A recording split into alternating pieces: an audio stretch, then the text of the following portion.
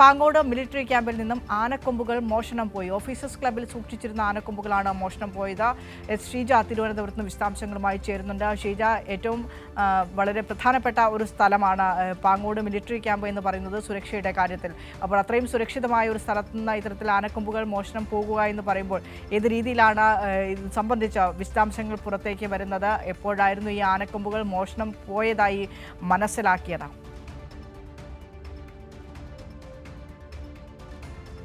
Military camp എന്ന് പറയുന്നത് അതീവ സുരക്ഷയുള്ള ഒരു മേഖലയാണ്. അവിടെ നിന്നാണ് ഈ ആനക്കൊമ്പുകൾ ഇപ്പോൾ മോഷണം പോയിരിക്കുന്നത്. അതായത് കഴിഞ്ഞ ദിവസം അവിടെ ഉദ്യോഗസ്ഥരുടെ ഒരു പാർട്ടി നടന്നിരുന്നു. ആ പാർട്ടിക്ക് ശേഷമാണ് ഈ ആനക്കൊമ്പുകൾ ഓഫീസേഴ്സ് ക്ലബിൽ സൂക്ഷിച്ചിരുന്ന ആനക്കൊമ്പുകൾ മോഷണം പോകുന്നത്. ഇത് 1929 അത് സംസ്ഥാന സർക്കാർ കൈമാറിയതാണ് പാങ്ങോട് മിലിറ്ററി ക്യാമ്പിന് ഈ ആനക്കൊമ്പുകൾ. അത് ഏറ്റവും അതീവ സുരക്ഷാ മേഖലയിൽ നിന്നാണ് മോഷണം പോയത് എന്നുള്ളതാണ് അതിന്റെ ഗൗരവം വർദ്ധിപ്പിക്കുന്നത്. ക്ഷമിക്കണം.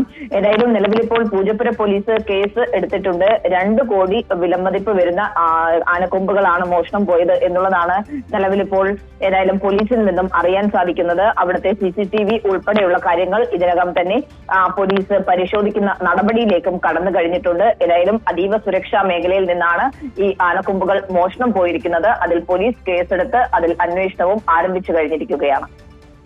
ശരി, ഷീജയാണ് വിശദാംശങ്ങൾ പങ്കുവച്ചത്. പാങ്ങോട് മിലിറ്ററി ക്യാമ്പിൽ നിന്നും ആനക്കൊമ്പുകൾ മോഷണം പോയതാണ് വാർത്ത. ഓഫീസേഴ്സ് ക്ലബ്ബിൽ സൂക്ഷിച്ചിരുന്ന ആനക്കൊമ്പുകളാണ് മോഷണം പോയത്. കഴിഞ്ഞ ദിവസം പാർട്ടിക്ക് ശേഷമാണ് ആനക്കൊമ്പുകൾ മോഷണം പോയത് എന്നാണ് കണ്ടെത്തൽ. ഏതായാലും അതീവ സുരക്ഷാ പ്രധാനമുള്ള സ്ഥലത്തു നിന്നും ഇത്തരത്തിൽ ആനക്കൊമ്പുകൾ മോഷണം പോയി. അതും 2 കോടിയിലധികം രൂപ വിലമതിക്കുന്ന ആനക്കൊമ്പുകളാണ് മോഷണം പോയത് എന്നത് സംഭവത്തിന്റെ തീവ്രത വെളിവാക്കുന്നുണ്ട്. ഏതായാലും പോലീസ് കേസെടുത്ത് അന്വേഷണം ആരംഭിച്ചു വരികയാണ്.